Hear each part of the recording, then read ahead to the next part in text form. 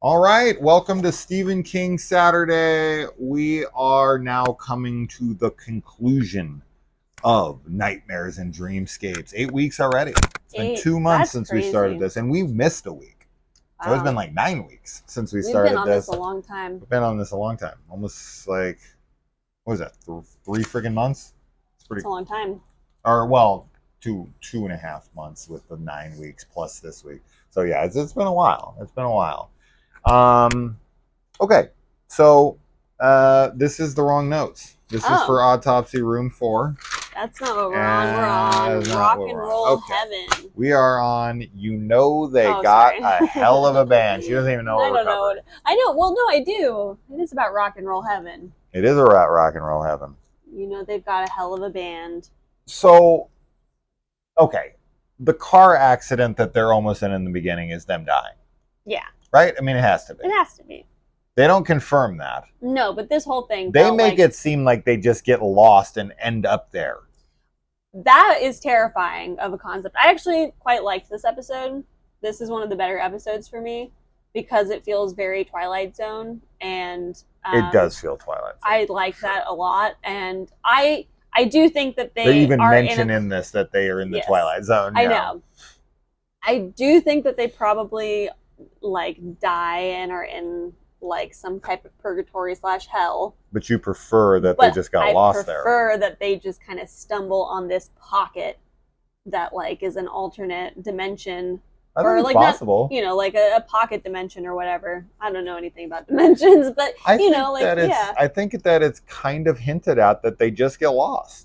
I mean, that's what she says at the end too. She's like, "We just got lost. Is this what happens to people that get lost?" Yeah, and that to me that is what she so says. much scarier because that's why something like From works really well, right? Like where the TV show where you stumble around in a place that not even a place that you're not supposed to be. Like you just get lost and end up somewhere else that's outside the realm of what we understand the world to be. There's a tear in the fabric of reality, and they step through it. Yes. And they're outside of where they're supposed to be. Yeah. Yeah. I love that idea. I think it's a really cool idea. It's very creepy. Very Langoliers. Very Langoliers. Very missing 411, where so many people go missing in national forests, and that's where they're going to, right? Is to some type of forest to go camping, right? No, maybe I'm wrong about that. They might be just going to some cabin getaway. I don't know. But they're obviously driving through a forest, and they lose all these roads and stuff. I can't remember where they're heading. Going on vacation. They are on vacation. But it's a vacation for him. I don't remember where the hell they're going. Yeah. That I don't remember. I don't know. I don't think it matters. But it doesn't matter. But it's, I like the idea of them getting lost. So once again, we are revisiting a character actor from the past. Stephen King adaptations here. We got Jack Torrance himself, Jack Nicholson. No, just kidding. Steven Weber, who plays Jack Torrance in the Shining miniseries that was from 1997, if memory serves, and it usually does. Cool to see him here. Back in another Stephen King adaptation. I was definitely not as big on this episode as you are. I like the concept, you're talking. The stuff you're talking about's cool. Yeah. The rock and roll heaven demon thing. I thought all that was really corny and silly. I did too, but I liked it. But it is very, I thought it was creepy. Very Twilight Zone in that way. But the 80s Twilight Zone, or maybe even the 2000s Forrest Whitaker Twilight Zone. Not the Rob Sterling one. Rod or Rob? Rod Sterling? It's Rod, right? I think it's Rod, not Rob. I think it's Rod too. So yeah, I don't know. I found it to be kind of silly, but overall, I do like what you're saying. I do like the concept, maybe just not the execution as much. Like when they're in the diner with Janis Joplin and she comes out and she's singing the song and all that. That shit is super really goofy. Cheesy. I mean, yeah, if I would redo it so that it wasn't rock and roll heaven. I would have them. I like that it could be in the past or something. There's some kind of anachronism. Well, that's the easiest way cool to show that they're in the past, or some kind of weird thing is just a bunch of famous dead people. Right. Right, because that's a really quick way to be like, wait a minute, Elvis is dead. I know who Elvis is. Stephen King is also like a big rock and roll Yes. fan. And there's a line in this, isn't it? It might even be a quote from a song or from some other person, but it's like, Music does he say died rock and roll will the never day. die? Oh, yeah. And that's in It. No, that is from Slumber Party Massacre 2. Oh, wait. That's not what they say in this? No, they do say that. He says it somewhere in here, rock and roll will never die. And I thought that there was also something in It where... I mean, rock and roll will never die is just maybe a I'm saying. wrong about that. That's people have been saying that forever. Although, to be fair, it kind of is dead in the popular mainstream these days. So it did die. Although the line in here is like, music died the day disco was invented. Yeah. Which I think is not true in the slightest. I guess Stephen King hates disco music. I don't know. I think he just likes classic rock. Yeah, I think he likes classic rock too. The most frustrating part of the episode, of course, is like the amount of times that she's like, I want to go, I want to leave, I want to turn around, I don't want to be here. And he's just like, oh my God. Babe. He's so dismissive. And she calls him out on it every time where she's like, this is how you get what you want, huh? Like, you're just persistent, like you just like wear people down or whatever. Yeah. And so like I get it, because it's like they have they have moments where they feel like a happy couple. And they're like kind of like sweet to each other. Few and far between. They're very few, but there's a couple in there that I'm like, oh, they like sort of seem like they're okay, but then he just like totally disregards her feelings the whole time, and she's, having intuition that like this is not the place to be. And I think it's just because he seems like the spell has taken over him. Yes.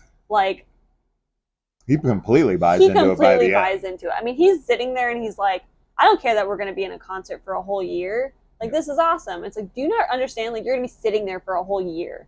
I don't even know what that means. Like, what happens with food? What happens with anything? Like, I mean, that, of all the hells I've seen depicted, that one doesn't seem so bad. Sitting and watching Jim Morrison, Elvis. I know. Freaking Janis Joplin, all the rock. And they even said Kurt Cobain's coming. I get to see Kurt Cobain perform. That's pretty rad. I mean, I'm not going to get too upset. I mean, I'm not going to see my kids ever again, right? Stuff like that. That's the horror. That's the shit. Is like, I'm with you, and I'm like sitting and watching Kurt Cobain and probably like, I'll take all the dead lead singers and everything. Scott Weiland and Lane Staley and, Chris Cornell. And I mean, give me like a freaking grunge revival, literally. That would be fine, but the rock stars are like evil. Yeah, that I don't understand. That's the part also that I don't get, because like the girl from the diner is like missing her fingers because what's his face cut them off. I don't know what's happening here. I don't know why Elvis is evil. I don't know why he has no eyes in his eye sockets. I think it's not really them. I think that it's like some other entities that have taken the form, like they're mimics or whatever, so that they look like them. They're imitating them, but all they want to do is sit them down and put on a concert for them? I think they get like energy from people being into rock and roll and like watching them. I don't know. That's just what I'm saying. I don't know. It doesn't seem like the worst depiction of hell I've ever seen. This would be on the lowest rung of the like hell totem for me. But you also like are forced, like you can't leave, like so you just have to sit there for a whole year if they want to go on for that long. Like that kind of stuff sucks for sure. But I don't know. Time there, she said time here is weird, right? And she's like, I've been here for 12 years at least, or 12 years. Maybe it's only like 12 days. But maybe it's only been a week. I don't fucking know. They don't even like, they don't even make time seem like it's linear or like it's the same as we perceive here. So a year for them could be like a few sets. I have no freaking clue. Yeah, I don't know. That's why I don't like this episode. It's silly and it's confusing. Why is Elvis Presley eyeless? And he's Elvis eyeless. Yeah, Eilish. Eilish. He's Eilish. He's Billie mayor? Eilish. He's the mayor, which makes sense. I mean, Elvis being the mayor of rock and roll town. Where's John Lennon in this? I was really missing him here. Yeah, I don't know. Like, why are Janis Joplin and all these people evil? Like, I I don't don't get that know. at all. Are they trying to say like rock is inherently evil, and when you die as a rock and roll guy, you go to hell and become a demon? Or do demons worship rock and roll stars? This isn't like Black Sabbath and fucking like devil music. This is Elvis. Yeah. Elvis is like in the Beatles or something. I mean, the Beatles weren't here. John Lennon wasn't here, but regardless, I don't know. I don't get any of that stuff. I I don't don't either. understand any of it. I'm like, why are like pop stars of their time, you know, evil? I don't get I it got either. nothing. I just like the concept of like getting lost and like ending up in some weird purgatory. But yeah, I don't know why they're evil. That's why I think it's not really them, because I don't know why they would be evil after they die. And that's also why maybe like people like John Lennon, like other like rock stars, aren't there, because it's like they can only like maybe the people that come into the town, like the CDs that they have, like the whole Start setup melting. is like a rock and roll heaven, right? So it's like they're luring people who are rock and roll fans in, and it's like if they have CDs or have whatever of like rock stars who have died, then they can take on those rock stars' identities to keep them there longer. I thought when they brought music in, it was gonna like give them more to play or something, like new music or something. They were gonna like try to defeat them with the sound of disco they had like in the car or something. They're like, listen to this. Yeah, hear this, and they blast it, and they're like, like not rock and roll, right? I thought that would have been cool. That would have been cool. Defeat them with the power of disco. Freaking. Should be dancing, yeah. Is Staying Alive a disco song? It's like the disco song. What do you mean? I mean, I wasn't sure. I don't really listen to disco music. I know, but like I always think of that because it has like that very, and then you're just like. That is literally like the most disco song that's ever been written. Anyway, yeah, the Bee Gees. Anything from the Bee Gees is disco. They are the disco band. There's no more disco. There's nobody more disco than the Bee Gees. But number one, so something no film has ever successfully been able to accomplish, and this is not it either, is when they try to make like gangs on rollerblades seem tough. Oh yeah. Gangs that don't go around on rollerblades. This is not a thing. I've seen it in so many movies where like tough guys are on rollerblades. This isn't a thing. No gang of guys are on rollerblades pushing people around. This has never happened in the history of life. Rollerbladers are always known to be like nerds. Yeah.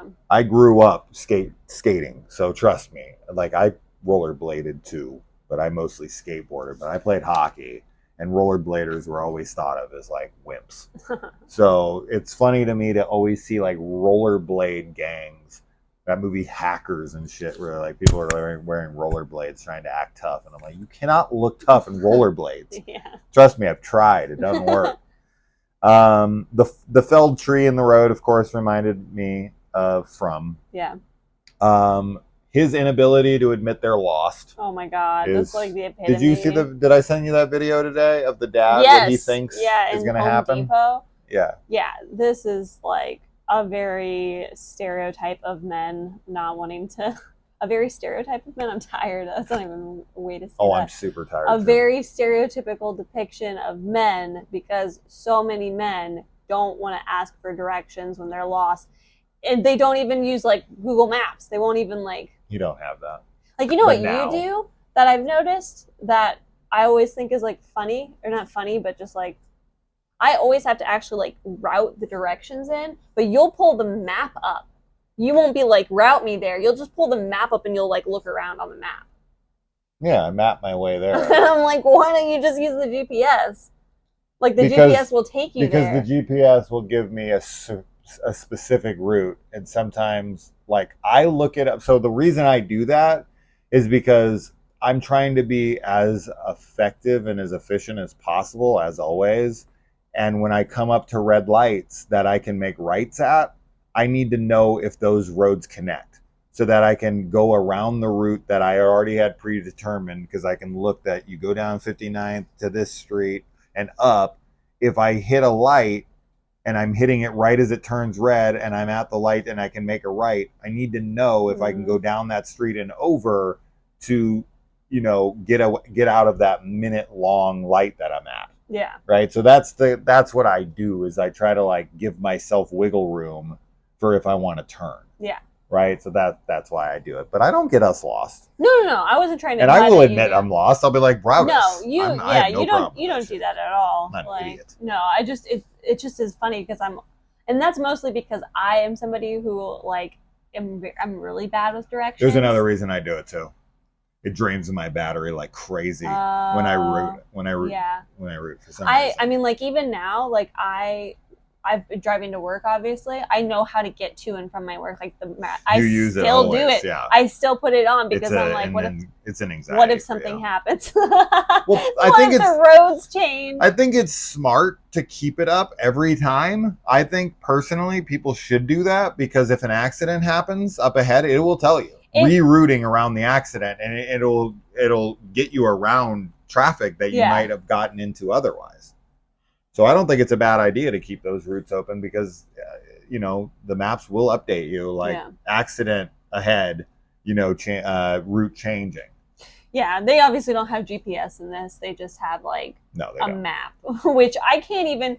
Dude, I don't even know. I would have never been able to get anywhere if I was driving in a time before GPS existed. Oh, I used to. Because, okay, I did drive before I was using GPS, but I would, like, go onto Google Maps, like, on the computer and print off directions. Yeah. So I did drive for, like, a couple years, maybe like that. But, like, if I was alive in, like, the 90s driving... I was. Dude. It's pretty wild. Yeah. There's no way. I would be so lost. People gave you, like, the most vague directions, too. Like, come over to my house. You go down this street, and then you'll see this tree that kind of looks like this, and then like make a right at the next stop sign, go up. You're gonna make like 2 lefts and a right. Dude, no. Somehow we found them. Somehow we found their houses, and then if you didn't, you were just like couldn't find your house, bro. I would be like, I went to rock and roll heaven trying to find your house, because like the second people start trying to give me verbal directions. Your brain I can't. I'm like, no, you're not saying that to me. The effect of the melting CD on her leg, I thought was really cool looking. I don't know what that meant, and I also don't know what. I think it was just like killing any music that isn't rock and roll. I don't know what the CD was. So I'd have to. I thought it was rock and roll. I thought so too, so I didn't understand that. And then also, she sees them as a depiction of them as old. Yeah, because they're like there forever. Or maybe it's like she's like, this is what we're gonna look like. But wasn't she? There was like weird stuff going on the road. That was like after they lost the yellow line on the road. Like they were like in the backwoods. So I feel like they were already basically there. Like it was just a matter of time before they like got to the town. But they were like still in the bubble. So can they die in this town and not have to watch the concert? No, I feel like they're just stuck there. But I don't know, because you can cut her fingers off. You can obviously cause bodily harm. I don't know what this one means. I'm sorry. Yeah. She does say get out while you still can. So that does suggest that they have the chance. I think she should have left him. I agree.